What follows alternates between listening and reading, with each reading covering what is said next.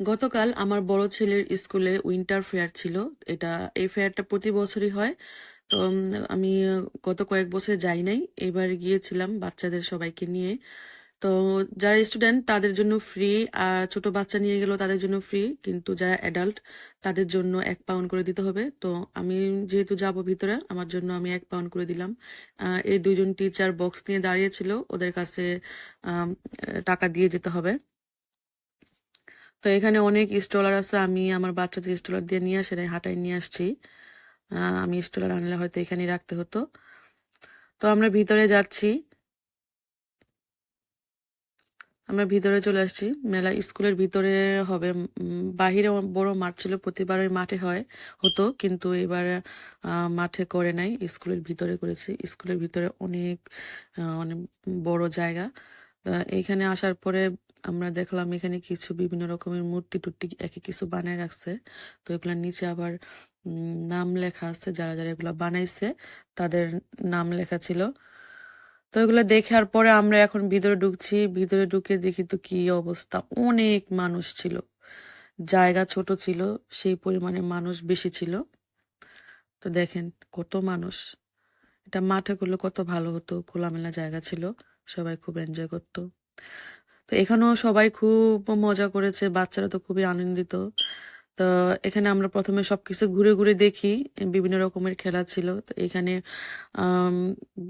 Cake ছিল, muffin ছিল, তারপর বিভিন্ন রকমের চকলেট ছিল, এখানে বাচ্চাদের কিছু খেলনা ছিল, এখানে আবার এই যে আরো কিছু খেলনা, তার পাশেই চকলেট ছিল। তো এই যে আমার বাচ্চারা দাঁড়িয়ে আছে, এত মানুষ দেখে ওরা কি করবে বুঝতেছে না, ওদিক সেদিক তাকাচ্ছিল। পরে আস্তে আস্তে ফ্রি হয়। তা এমনি ছোট জায়গা, তার মধ্যে আবার এই একটু জায়গার মধ্যে আবার একটু ফুটবল খেলার জন্য জায়গা রেখেছে। তো এখানেও টাকা দিয়ে ঢুকতে হবে। তারপরে এখানে একটা জায়গার মধ্যে বাংলা শিল্পকলার কাজ লেখা ছিল, এটা দেখে খুবই ভালো লাগলো। মেলাটা স্কুল থেকে করা হয়েছে, এখানে স্কুলের টিচাররাও আছে। তো তার পাশে আবার বাংলায় সমুদ্র লেখা। তো বাংলা লেখাগুলো দেখে আমার খুবই ভালো লাগছিল। আমরা সবকিছু ঘুরে টুরে দেখলাম, দেখার পরে এখন আমার ছোট দুই ছেলে এই মাফিন খাওয়ার জন্য বলতেছিল। তো ওদেরকে 2টা মাফিন কিনে দিলাম। দুইটা 150 করে 3 পাউন্ড ছিল। তো আমার বড় ছেলে খাবে না, ও মিষ্টি জিনিস পছন্দ করে না, তাছাড়া ওরও তো ডিমান্ড নাই, ও ছোটবেলা থেকে এরকম কিছু মানে চাইতে পছন্দ করে না। এখানে ছোট্ট একটা ঘরের মতো ছিল, এখানে সান্টা ক্লজ ছিল। এখানে ঢুকতে 150 করে পাউন্ড ছিল। অনেক বাচ্চারা যাচ্ছিল ভিতরে, ভিতরে গিয়ে সান্টা ক্লজের সাথে ওরা গল্প করে কথা বলে যতক্ষণ থাকতে চায়। তো এখানে প্রচুর ভিড় ছিল। এখানে একটা মানুষ কিন্তু সান্টা ক্লজ সেজে আছে।